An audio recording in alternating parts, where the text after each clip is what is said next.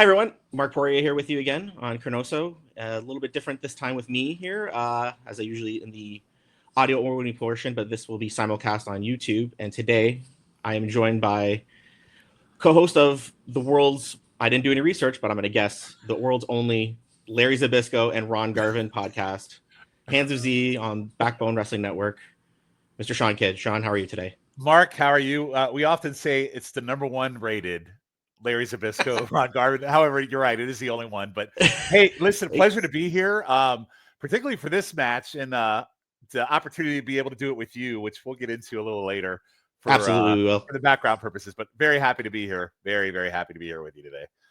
Well, we got you as the, like I said, the foremost expert with Ron Garvin here, and me being the somewhat of the ChroNoSo version of you. I guess Ryan figured that we were the perfect tag team to delve into this match from the July 16th PrimeTime Wrestling. Is Rugged Ronnie Garvin taking on the $1 Million Man Ted Dibiase with Virgil in his corner. And this match took place in Huntington, West Virginia at this Wrestling Challenge taping the end of June of 1990. Shawn, you mentioned previously off air when we were discussing this, you had a lot to say. So I will let you open the floor on the beginnings end of this match. Go ahead. So here, all right. So I always have to give historical purposes. So I'm an old guy, right? So I've watched a lot of older wrestling. Garvin and Dibiase back in the day used to wrestle like 83, 84. They had some really good matches in Georgia Championship Wrestling back when they were both kind of in their peak. And I'll let you get it. I'll let you talk about the match, and then I'll kind of give thoughts later. But for me, This is 1990 is interesting for Garvin. He's come out of that big feud with Valentine, right? And he's kind of like at this tail end of his WWF run. And I know we talked pre-taping that he has some good matches, right? Like in '89 with Perfect, he has some good matches. I think there's one with Haku that you guys haven't talked about yet. I don't think. But this is kind of like his last run. And for me, this match with Dibiase probably hints about why it should be his last run, but I'll let you talk about that, and then we'll go into it a little bit more as we get into the match. For the viewers on YouTube, they can see a nice, great shot of Rugged Ronnie there with his, hey, great tan. Can't beat it, but as he looks like he's kind of given up the ghost on dyeing his hair, bleach blonde. It's kind of I don't know, maybe it's a Canadian saying, we call it dirty blonde up here. I think he's just happy to be there and just having a job right now. It's weird. Like the whole tan thing for Garvin is weird to me. And then like, it's almost like, because his hair, he quit bleaching or whatever. It's almost like the tan is blended into his head. I can't. Yeah, it's really bizarre. He's just one skin hair tone is all the same. So it is it's a look, I guess, as they would say. And he has it for the most of 90. So most of 90 he has that look. Yeah. And as you see, Ted Dibiase was with Virgil. And we started off the match with Ted kind of, doing one of his usual things, kind of, trying to buy off his opponent and, showing the $100 bills to the former AWA International Television Champion. I wanted to throw that in there. I had to. Oh my God, really? And I've been watching a lot of AWA. I'm sorry, I had to throw it in. I do too. Yeah, I don't ask me why. Anyways, it helps me fall asleep. So Ronnie looks around. He's like, maybe. And then he takes the money away from him. He gets it from Ted. Or hits Ted. Money flies in the air. Obviously, great spot. Bumps around, and he, wins himself over to the. Members of the Crockett Territory fans there in West Virginia. That was Crockett Territory. And that was really good. Hey, by the way, that was really good. West Virginia, big Crockett area. So that was good. Very good. Thank you. I look, kind of got a little bit of gray, so I'm a little bit older too, but I mean, it's there. So, he's winning himself back with his fans there, but Virgil, being the asshole that he is, he attacks it. I don't remember if the bell had rung or not. So, I mean, we could have had a disqualification right off the hop here, but Virgil gets the money back, and of course, the fans were displeasured about that. So, we get into the, Ronnie gets a little bit of the beginning of the match, and then, with his chops and overhand chops and stuff like that. But then Ted slows it down immensely with just immensely, just yes. Just puts that headlock of doom for it felt like 10 hours. Top wrist lock, they had the battle with that, and he won it. And then, we did another one where Ronnie was kind of getting the advantage. Of course, hook the tights, back down to the friggin' headlock again. Here we go. Just really slow pace, even for Ron Garvin. I don't know. Like, I figure like he get into it. You can go into that more there. That's Shawn. what I was going to. Okay, so here's where I'll jump in. So for me, yeah, go ahead. like what I love about Garvin, obviously the hands, I love his punches, love the chops, the overhand chops he does are disgusting. The best, right? Yep, The best, absolute best at what he does. The problem with this match is it's so slow, and Garvin for the majority of the match just gets his ass kicked. Like you set it up earlier.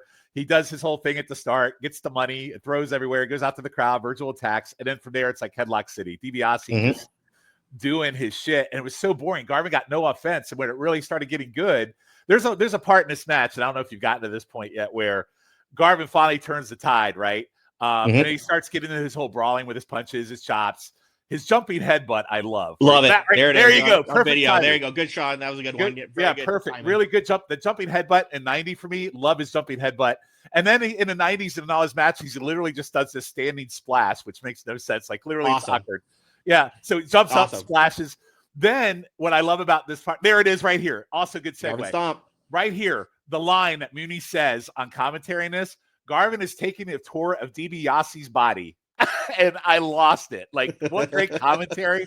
A great visual there right there. That's exactly what's happening when Mooney said that. So just great stuff. But then I'll let you go into the so we get into the finish here where Ronnie's got the control, he's firing up, he's did do that. But here we see Virgil I love that Ronnie's just making sure he kind of like peeks behind him, make sure that Virgil's there for the finish. He trips him.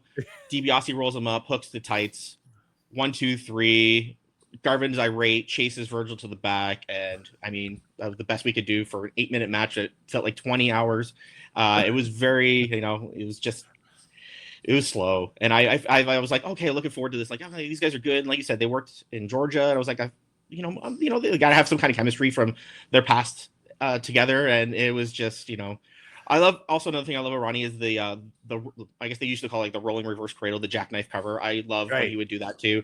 The unnecessary splash, like you said, is fantastic from him. Like, just great stuff. So sad for Ronnie that he's jobber to the stars now after the great Valentine feud, and now he's stuck with giving money to the fans to try to get cheers. So Sean, we'll go to you. What do you?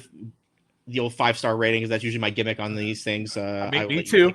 We're aligned. We're aligned. Perfect. Yeah, not the best Garvin match, right? Because he's literally just getting his ass handed to him most of the match. The match is best when he does his stuff. Like for me, Garvin is one of the most underrated wrestlers in the history of wrestling for me. Like just growing up watching his matches, that's why I do a goddamn pod on him, for Christ's sake, because I think he's so underrated. Larry Zbyszko, not as much. Larry Zbyszko is more of a humor thing for me. Is that a Keith thing or is that a you thing? Well, I think he has his moments, but it's more to piss Keith off is more than anything. Because they can watch Larry pisses him off. And what better title for a pod than Hands of Z? I mean, what a great title, right? But no, Garvin, I truly legit love. Yeah, that's why it's number one and only. But I truly love Ron Garvin. Like I always have, always will. Even like I said in 1990, where he's pretty much cooked at this point, right? But if he's with the right person that's motivated, he has great matches. And like the Haku match, which I talked about, which again, I don't think you guys have gotten to. I won't spoil it or anything, but think about Haku is known as the toughest man alive in wrestling versus Garvin, who just beats the fuck out of people. It's amazing. This match, very disappointing. Just not what I would want out of Ron Garvin, and also kind of says, his time is pretty much done here at this point. He got his big shine with Valentine. Now he's just going to job on his way out, go on his merry way, and end up in Smoky Mountain Wrestling here in a few years and do what he does there. So with Mr. Wonderful, so I can't wait. Mr. Wonderful, pile driver match. There we go. There. But for me, I would probably go, you know what? A Gentleman 2, maybe. If I were to go 2, I would probably go 2 Gentleman 2. It's very gentlemanly. Generous, but it's Garvin. I have to do something gentlemanly. So I was 1 3/4. I was very gentlemanly. I was just, you got the Garvin stomp in, so I mean, I got to pop for that, obviously, and the money spot is an easy one too. So I mean, and I hate the ending. The ending protects them to a degree, but what a degree, stupid ending, dumb ending. Especially because he peeks over. I thought it was like, okay, I'm looking right at him as I'm going to hit the ropes, and I see him there. So like, what do you think he's gonna do?